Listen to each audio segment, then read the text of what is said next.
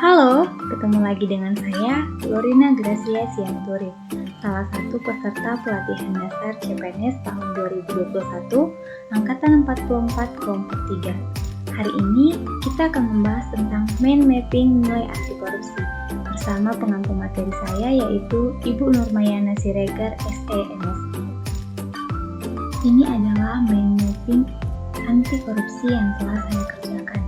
Pada topik nilai dasar anti korupsi kita membahas 3 subtopik yaitu pengertian korupsi, jenis-jenis korupsi, dan yang terakhir yaitu nilai dasar anti korupsi. Subtopik yang pertama yaitu pengertian korupsi.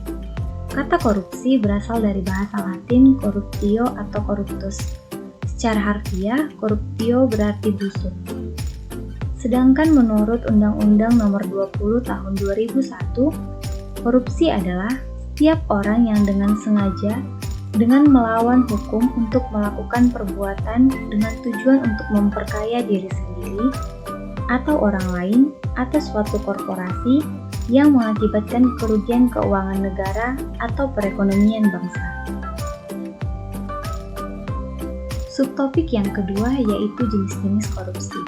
Terdiri dari 1. Korupsi merugikan keuangan negara atau penyalahgunaan wewenang. Contohnya, penggunaan mobil dinas untuk kepentingan pribadi, menyalahgunakan kewenangan untuk memperkaya diri sendiri dan orang lain. Yang kedua, korupsi suap menyuap. Suap menyuap yaitu memberi sejumlah uang untuk memuluskan kebutuhan si penyuap.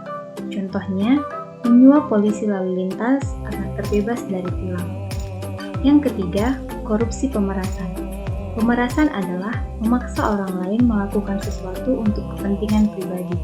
Korupsi jenis pemerasan melanggar hak sosial dan hak ekonomi. Contohnya yaitu pungutan liar. Yang keempat, penggelapan dalam jabatan. Menggelapkan uang atau dokumen untuk keuntungan pribadi.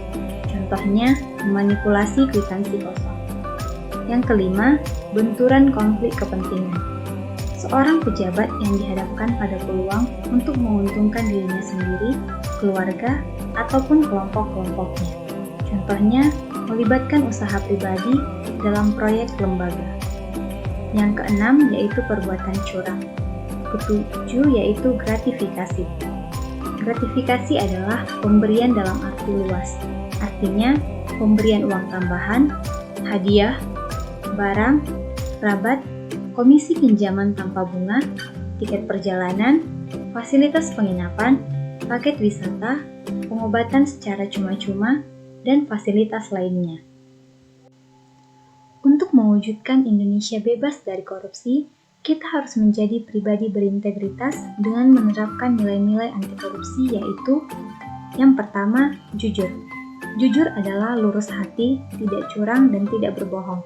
Seseorang yang jujur akan konsisten dengan apa yang dikatakan dan yang dilakukan. Yang kedua, tanggung jawab. Tanggung jawab adalah menyelesaikan pekerjaan sesuai amanah yang diberikan dengan baik.